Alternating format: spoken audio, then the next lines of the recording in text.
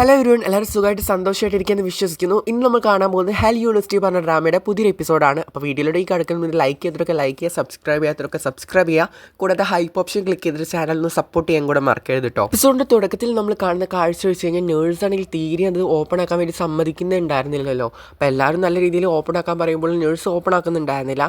അങ്ങനെ നമ്മുടെ സെൻ എന്ത് ചെയ്തു, നേരെ തന്നെ നമ്മുടെ സുപ്രീമോൻ്റെ ആ റൂമിലേക്ക് പോയിട്ടുണ്ടായിരുന്നു. എന്നിട്ട് സുപ്രീമോനോട് പറയുന്നുണ്ടായിരുന്നു, ഒന്ന് ദയവ് ചെയ്ത് വരുമോ, മീ നല്ല രീതിയിൽ ബ്ലീഡിങ് ആവുന്നുണ്ട്, സോ അവൾക്ക് എന്തെങ്കിലും പറ്റും, ദയവ് ചെയ്തിട്ട് അതൊന്ന് ഓപ്പൺ ആക്കി തരുമോ എന്നുള്ള രീതിയിൽ പറയുമ്പോൾ അവൻ പറയുന്നുണ്ട്, പൈലറ്റ് മേഡം ഓർഡർ ചെയ്തിട്ടുണ്ടായിരുന്നു, ആർക്കും അങ്ങോട്ട് കടത്തി വിടാൻ പറ്റില്ല എന്നുള്ള രീതിയിൽ.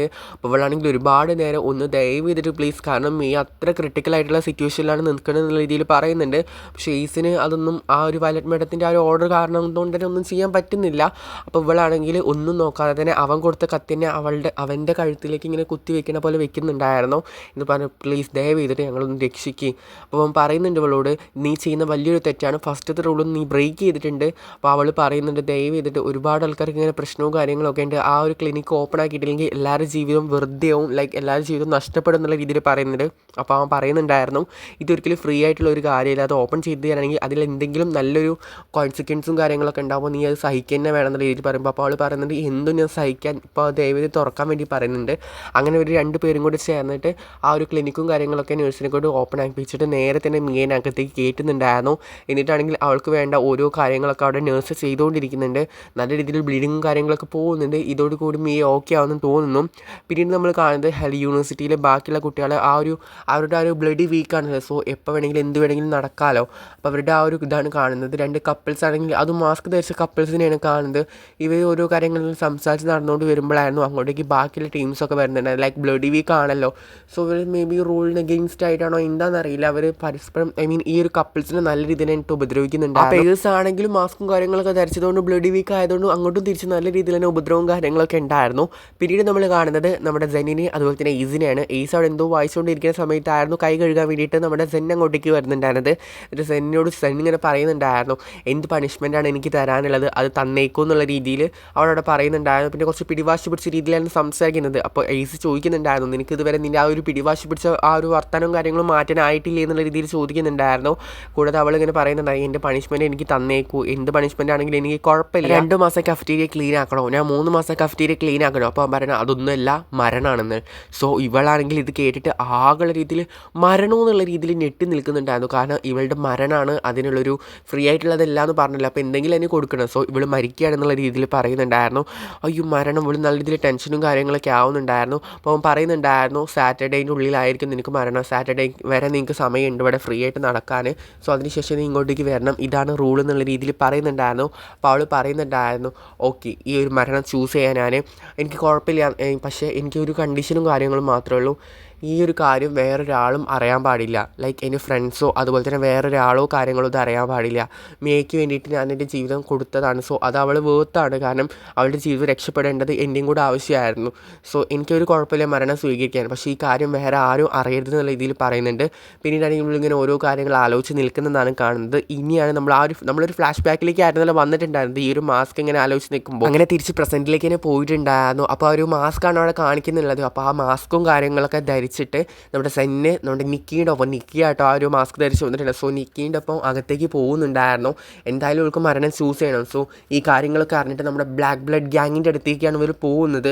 സോ ഈ കാര്യങ്ങളൊക്കെ കണ്ടോട്ടെ എന്നുള്ള രീതിയിൽ നിക്കിയാണ് അവളെ കൊണ്ടുപോകുന്നുണ്ടായിരുന്നത്. അങ്ങനെ ഇവിടെ ഒരുപാട് പ്രൊസീജിയറും കാര്യങ്ങളൊക്കെ ഉണ്ട്, ലൈക്ക് ഓരോരോ സെക്യൂരിറ്റീസിൻ്റെ അടുത്ത് ഇതാരാണ് എന്താണെന്നുള്ള രീതിയിലൊക്കെ. അപ്പോൾ നിക്കി പറയുന്നത് എൻ്റെ ഒപ്പം വന്നതെന്നുള്ള രീതിയിൽ പറഞ്ഞിട്ട് ഫസ്റ്റ് അവിടെ നിന്ന് പോകുന്നുണ്ടായിരുന്നു. പിന്നീട് വരുന്ന സമയത്ത് വന്നിട്ടുണ്ടായിരുന്നു, എനിക്കറിയുന്ന ഒരാളാണ്, ഒരു ബോയ് ആണെന്നുള്ള രീതിയിൽ ഹിം എന്നുള്ളൊരു ടോക്കിലായിരുന്നു സംസാരിക്കുന്നുണ്ടായിരുന്നത്. സോ ഒരു ഗേളാണെന്ന് ആർക്കും ഇവിടെ മനസ്സിലാവാത്ത രീതിയിലായിരുന്നു, കാരണം മാസ്കും കാര്യങ്ങളൊക്കെ ധരിച്ചിട്ടുണ്ടായിരുന്നല്ലോ. അതിന് ഫൈനൽ സെക്ഷനിൽ എത്തിയപ്പോൾ അടുത്താട്ട് നിർത്തിയപ്പോൾ നമ്മുടെ ഒരു റെഡ് ഹെയർ ഉള്ള ഒരാളുണ്ടായിരുന്നല്ലോ, സോ അവനാണെങ്കിൽ നല്ല ഡൗട്ടും കാര്യങ്ങളൊക്കെ ഉണ്ടായിരുന്നു. അങ്ങനെ മുഖം കാണണം എന്നുള്ള രീതിയിൽ നിൽക്കുമ്പോൾ വേറെ ആൾ വന്നിട്ട് അവളെ രക്ഷിക്കുന്നുണ്ടായിരുന്നു. സോ അത് പോട്ടെ, പക്ഷേ ഈ റെഡ് ഉള്ള ആൾക്ക് നമ്മുടെ സെന്നിൻ്റെ നല്ല രീതിയിൽ സംശയവും കാര്യങ്ങളൊക്കെ ഉണ്ട്, കാരണം അവരുടെ ലിപ്പും കാര്യങ്ങളൊക്കെ കണ്ടിട്ട്, അതുപോലെ തന്നെ അവരുടെ സ്മെല്ല് പെർഫ്യൂം സ്മെല്ലും കാര്യങ്ങൾ ഗേളിൻ്റെയാണ്. സോ അതുകൊണ്ട് തന്നെ ഇത് ഗേളാണോ എന്നുള്ളൊരു സംശയവും കാര്യങ്ങളോ അവനുണ്ടായിരുന്നു. പക്ഷേ അവൻ ബോയ് ബോയ് ആണെന്നാണ് വിചാരിച്ചിട്ടുള്ളത്. അങ്ങനെ നിക്കി ഇവിടെ എത്തിയപ്പോൾ ഒരുപാട് ആൾക്കാരുണ്ടായിരുന്നു ഈ ഒരു BB ഗ്യാങ്ങിൽ. സോ ഈ ഒരു ബ്ലാക്ക് ബ്ലഡ് ഗ്യാങ്ങിലാണെങ്കിൽ എല്ലാവരും നമ്മുടെ നിക്കീനെ നല്ല രീതിയിൽ ആഹ്വാനം ചെയ്തിട്ടാണ് അങ്ങോട്ട് കൊണ്ടുവരുന്നുണ്ടായിരുന്നത്. എന്നിട്ടാണെങ്കിൽ അവിടെ അവളുടെ ഒരു പെയറായിട്ടുള്ള മെയിനായിട്ടുള്ള ഒരാൾ ഇവർ രണ്ടുപേരും തമ്മിൽ കിസ് ചെയ്യുന്ന ഒരു കാഴ്ചയാണ് കാണുന്നത്. അപ്പോൾ ബാക്കിയുള്ള എല്ലാവരും കൂടെ നല്ല രീതിയിൽ തന്നെ ഇങ്ങനെ കറേജ് ചെയ്ത് ഇങ്ങനെ നിൽക്കുന്നുണ്ട്. ലൈക്ക് ഒരു രീതിയിൽ ഇങ്ങനെ ആഹ്വാനവും കാര്യങ്ങളൊക്കെ ചെയ്തിട്ട് ഇങ്ങനെ എന്നൊക്കെ പറഞ്ഞ് നിൽക്കുന്നുണ്ടായിരുന്നു. അപ്പോൾ അതൊക്കെ കണ്ടിട്ടാണെങ്കിൽ സെന്നിന് എന്തൊക്കെയോ പോലെ തോന്നുന്നുണ്ടായിരുന്നു. കാരണം ഇവിടെ ഇങ്ങനെയൊക്കെയാണല്ലോ. അപ്പോൾ ആ ഒരു റെഡ് കളർ ഹെയറുള്ള ഒരു അടുത്തം പറയുന്നുണ്ടായിരുന്നു നമ്മുടെ സെന്നിനോട്, നിൻ്റെ ലിപ്സ് നല്ല സോഫ്റ്റ് ആണല്ലോ, സോ നമുക്കും അതുപോലെയൊക്കെ ചെയ്യാമെന്നുള്ള രീതിയിൽ അവൾ അങ്ങനെ നല്ല രീതിയിൽ ഫ്ലേർട്ട് ചെയ്യുന്നുണ്ടായിരുന്നു. ഒരു ബോയ് എന്നുള്ള രീതിയിലായിരുന്നു അവിടെ പ്രസൻറ്റ് ചെയ്തിട്ടുണ്ടായിരുന്നു. പക്ഷേ ഇവൻ ഇങ്ങനെയാണ് സംസാരിച്ചിട്ടുണ്ടായിരുന്നത്. അപ്പോൾ ആ കാര്യങ്ങളൊക്കെ സെന്നി ഇങ്ങനെ എന്തോ രീതിയിൽ ഇങ്ങനെ ആലോചിച്ച് നിൽക്കുന്നുണ്ട്. പക്ഷേ അവളുടെ ഫോക്കസ് മൊത്തം വേറെ ഒന്നിലായിരുന്നു. അപ്പോൾ ഇവൻ പറയുന്നുണ്ടായിരുന്നു, നമ്മുടെ നിക്കീൻ്റെ കാമുകനായിട്ട് ആ ഒരു മെയിൻ ആളുണ്ടല്ലോ, അവൻ പറയുന്നുണ്ടായിരുന്നു ഈ ഒരു ടീം സ്റ്റാർട്ട് ചെയ്യുമ്പോൾ വെറും 10 ആൾക്കാർ മാത്രമേ ഉണ്ടായിരുന്നുള്ളൂ. ഇപ്പോൾ കണ്ടില്ല ഒരുപാട് ആൾക്കാരുണ്ട്, എനിക്ക് കൗണ്ട് ചെയ്യാൻ പറ്റാത്ത രീതിയിലുള്ള ആൾക്കാരും കാര്യങ്ങളൊക്കെ ഉണ്ട്. സോ ഞാനതിൽ ഹാപ്പിയാണ്. സോ നാളെ അല്ലെങ്കിൽ ഇന്ന് നൈറ്റ് മുതലോ നമ്മുടെ ദിവസമാണ്. സോ നമ്മളാണെങ്കിൽ ഫൈറ്റോ കാര്യങ്ങളോ മാത്രമായിട്ട് ചെയ്യുന്നില്ല, നമുക്ക് ഇവിടുന്ന് രക്ഷപ്പെടുകയാണ് വേണ്ടത്. സോ നമ്മളെല്ലാവരും കൂടെ ഇവിടുന്ന് രക്ഷപ്പെടുക ചെയ്യുന്നുണ്ടായിരിക്കും. അപ്പം നിക്കിക്കൊക്കെ നല്ല സന്തോഷമുള്ളൊരു കാര്യമാണ്. സോ ഇവിടുന്ന് രക്ഷപ്പെടാൻ വേണ്ടിയിട്ട് എന്ത് കാര്യങ്ങളാണോ ചെയ്യുക, എന്തൊക്കെ ബൗണ്ടറീസാണ് നമുക്ക് കടക്കാനുള്ളത്, അതൊക്കെ കടക്കന്നെ വേണം. ഈ ഒരു പ്ലേസിൽ നിന്ന് നമുക്ക് എല്ലാവർക്കും രക്ഷപ്പെടാനും വേണം, ഇവിടുന്ന് വിട്ടു പോകാനും വേണം എന്നുള്ള രീതിയിലാണ് സംസാരിക്കുന്നുണ്ടായിരുന്നത്. സോ ഇത് കേട്ടപ്പോൾ ഒരു നല്ല ടീമാണെന്ന് തോന്നുന്നു. പക്ഷേ ബ്ലഡി നൈറ്റിൽ നല്ല രീതിയിൽ തന്നെ കൊലപാതകവും കാര്യങ്ങളൊക്കെ ചെയ്യുന്നത് ഇവരാണ്. എന്ത് റൂൾസും കാര്യങ്ങളുണ്ട് അതൊക്കെ ബ്രേക്ക് ചെയ്തിട്ട് രക്ഷപ്പെടാനുള്ള രീതിയിൽ മാക്സിമം നമ്മൾ അടിയും കാര്യങ്ങളൊക്കെ ഉണ്ടാക്കും എന്നുള്ള രീതിയിലാണ് സംസാരിക്കുന്നത്. സോ ഒരുപാട് റിസ്ക്കും കാര്യങ്ങളൊക്കെ ഉള്ളതാണ്. അതുകൊണ്ട് തന്നെ ഞാനില്ലാത്ത സമയത്ത് നയിക്കാൻ വേണ്ടിയിട്ട് വേറൊരു കോ ലീഡറിൻ്റെ ഒരു ആവശ്യവും കാര്യങ്ങളൊക്കെ ഉണ്ട്. സോ നമുക്ക് അവനെ പ്രസൻറ്റ് ചെയ്യാം. അത് വേറെ ആരുമില്ല, നമ്മുടെ മാറ്റ് ആയിരുന്നു വന്നിട്ടുണ്ടായിരുന്നു. ഞാൻ വിചാരിച്ചു മേ ബി സെൻ അവിടെ നിൽക്കുന്നുണ്ട്, സെന്നിനെ ആയിരിക്കും പറയുന്നുണ്ടാവുക, കാരണം നിക്കി വഴിയാണല്ലോ കൊണ്ടുവന്നത്. സോ അതെല്ലാം മാറ്റിനെ കണ്ടിട്ട് ആകെ ഞെട്ടി നിൽക്കുന്നുണ്ട്. കാരണം ഇവിടുത്തെ സ്വന്തം ഫ്രണ്ടാണുള്ളത്. സോ ഫ്രണ്ട്സും കാര്യങ്ങളൊക്കെ ആകുമ്പോൾ ഓരോ കാര്യങ്ങൾ ഷെയർ ചെയ്യണം. സോ ഒരു കാര്യവും പറഞ്ഞിട്ടില്ല. ഇതിന് മുന്നേ ആണെങ്കിൽ ഇവൻ കുറച്ച് ആൾക്കാരോട് സംസാരിക്കുന്ന കാര്യം നമ്മൾ മുന്നത്തെ എപ്പിസോഡിൽ കണ്ടിട്ടുള്ളതാണ്.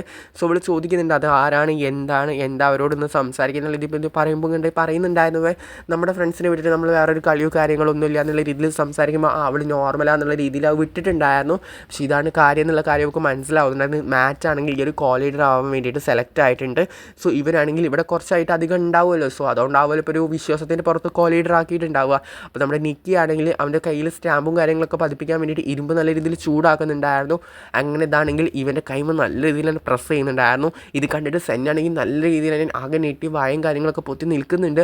ഇതൊക്കെ നമ്മുടെ ആ ഒരു റെഡ് ഹെയറുള്ള ആ പുള്ളിക്കാരെ നോക്കുന്നുണ്ടായിരുന്നു. അങ്ങനെ അവൾ അവിടെ നിന്ന് പോകുന്നത് നോക്കുന്നുണ്ട്. ഇവൾ പോയി പുറത്തിറങ്ങിയിട്ട് നല്ല ഉറക്കണ നല്ല ചീറലും കാര്യങ്ങളൊക്കെ ഉണ്ടായിരുന്നു.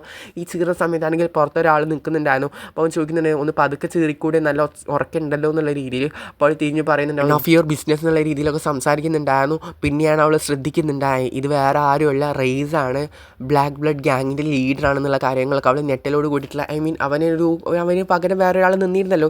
സോ ഇത് ഒറിജിനൽ അവനാണെന്നുള്ള രീതിയിലൊക്കെ കാണിച്ചുകൊണ്ടാണ് ഇന്നത്തെ എപ്പിസോഡ്. ആ ഒരു നെറ്റിലോട് കൂടിയാണ് ഇന്നത്തെ എപ്പിസോഡോട് അവസാനിക്കുന്നത്. തുടർന്ന് എന്ത് സംഭവിക്കും എന്തെന്നുള്ളതൊക്കെ നമുക്ക് വൈകാതെ അറിയാം കേട്ടോ. നമ്മുടെ നെക്സ്റ്റ് എപ്പിസോഡിനും കാര്യങ്ങളൊക്കെ എന്തായാലും വെയിറ്റ് ചെയ്യുക. ഇതോടുകൂടിയൊന്നും നമ്മുടെ എപ്പിസോഡ് അവസാനിക്കുന്നില്ല. ഇവിടെ തന്നെ ഒരു പുതിയൊരു സ്റ്റോറി തുടങ്ങിയെന്നാണ് എനിക്ക് തോന്നുന്നത്. സോ ലൈക്ക് ചെയ്യാൻ, സബ്സ്ക്രൈബ് ചെയ്യാൻ, ഹൈപ്പ് ക്ലിക്ക് ചെയ്ത് സപ്പോർട്ട് ചെയ്യാൻ, നിങ്ങളുടെ അഭിപ്രായങ്ങളും കമൻറ്റ് ഇടാൻ മറക്കരുത്. So by.